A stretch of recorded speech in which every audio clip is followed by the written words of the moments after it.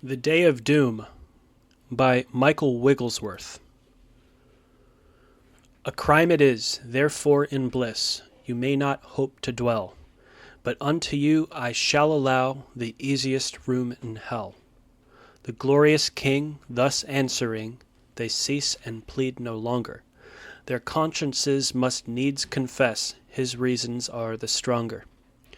Thus all men's pleas the judge with ease doth answer and confute, until that all, both great and small, are silenced and mute. Vain hopes are cropped, all mouths are stopped, sinners have naught to say, but that 'tis just and equal most, they should be damned for aye. Now what remains, but that to pains and everlasting smart, Christ should condemn the sons of men, which is their just desert. O rueful plights of sinful wights, O wretches all forlorn! To had happy been, they ne'er had seen the sun or not been born. Yea, now it would be good they could themselves annihilate, and cease to be, themselves to free from such a fearful state. O happy dogs, and swine and frogs, yea, serpents' generation, who do not fear this doom to hear, and sentence of damnation. This is their state so desperate, their sins are fully known, their vanities and villainies before the world are shown. As they are gross and impious, so are their numbers more than motes in the air, or than their hair, or sands upon the shore. Divine justice offended is, and satisfaction claimeth. God's wrathful ire, kindled like fire, against them fiercely flameth. Their judge severe doth quite cashier, and all their pleas off take, that ne'er a man or dare or can a further answer make. Their mouths are shut, each man is put to silence and to shame, nor have they aught within their thought Christ's justice for to blame. The judge is just, and plague them must, nor will he mercy show, for mercy's day is passed away to any of this crew. The judge is strong, doers of wrong cannot his power withstand, nor can by flight run out of sight, nor scape out of his hand. Sad is their state, for advocate to plead their cause there's none, none to prevent their punishment, or misery to bemoan. O dismal day! Whither shall they for help and succor flee? To God above with hopes to move their greatest enemy. His wrath is great, whose burning heat no floods of tears can slake.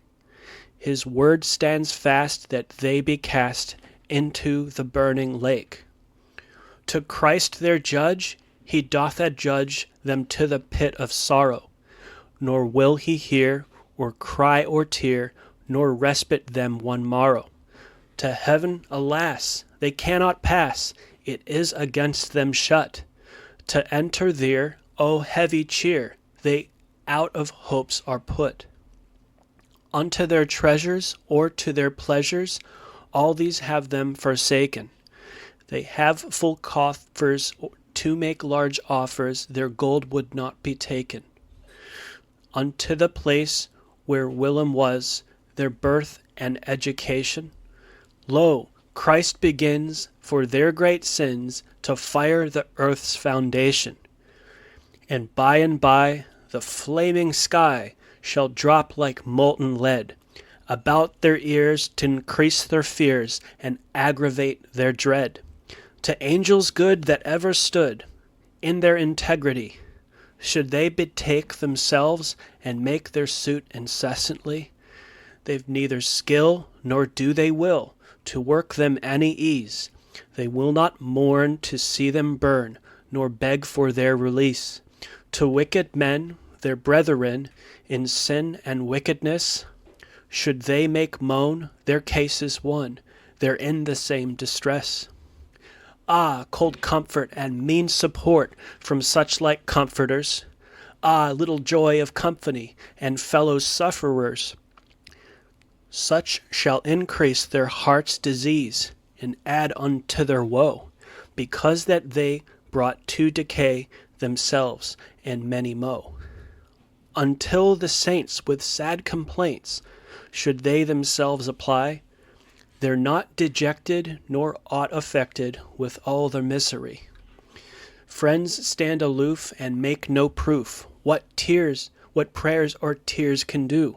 Your godly friends are now more friends to Christ than unto you. Where tender love men's hearts did move unto a sympathy, and bearing part of others' smart in their anxiety, now such compassion is out of fashion and wholly laid aside. No friends so near, but saints to hear their sentence can abide. One natural brother beholds another in his astonied fit, yet sorrows not thereat a jot, nor pities him a whit. The godly wife conceives no grief, nor can she shed a tear, for the sad state of her dear mate, when she his doom doth hear. He that was erst a husband pierced with sense of wife's distress, whose tender heart did bear a part of all her grievances, shall mourn no more as heretofore because of her ill plight, although he see her now to be a damned forsaken wight. The tender mother will own no other of all her numerous brood, but such as stand at Christ's right hand, acquitted through his blood. The pious father had now much rather his graceless son should lie in hell with devils, with all his evils, burning eternally, than God most high should injury by sparing him sustain, and doth rejoice to hear Christ's voice adjudging him to pain. Thus having all, both great and small, convinced and silenced, Christ did proceed their doom to read, and thus it uttered: Ye sinful wights and cursed sprites that work iniquity, depart together from me forever to endless misery. Your portion take in yonder lake, where fire and brimstone flameth.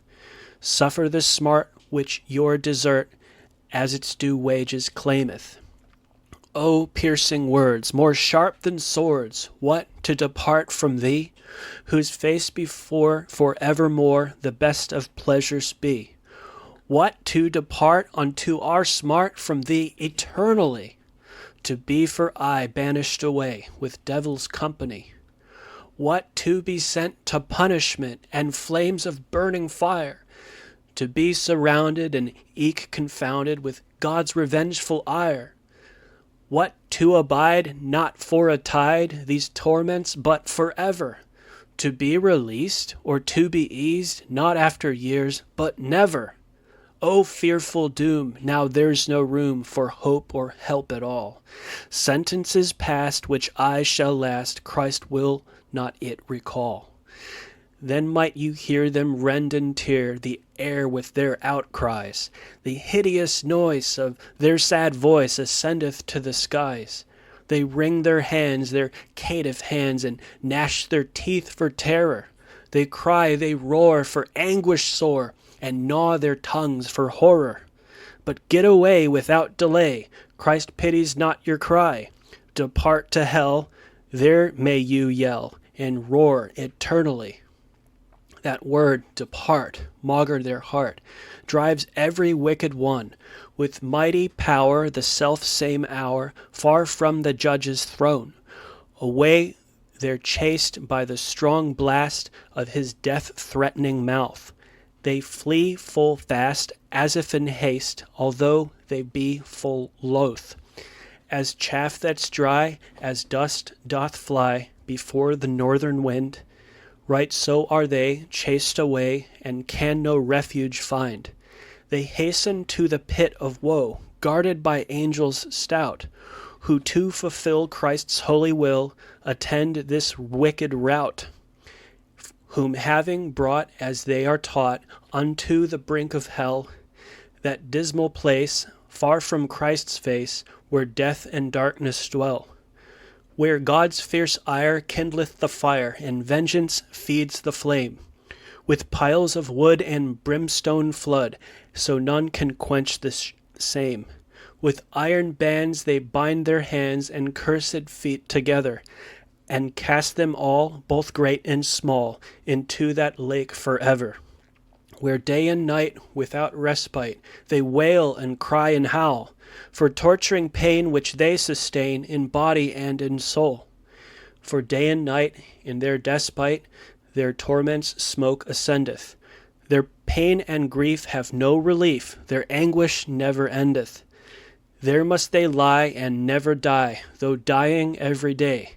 There must they dying ever lie, and not consume away. Die fain they would, if die they could, but death will not be had. God's direful wrath their bodies hath forever immortal made.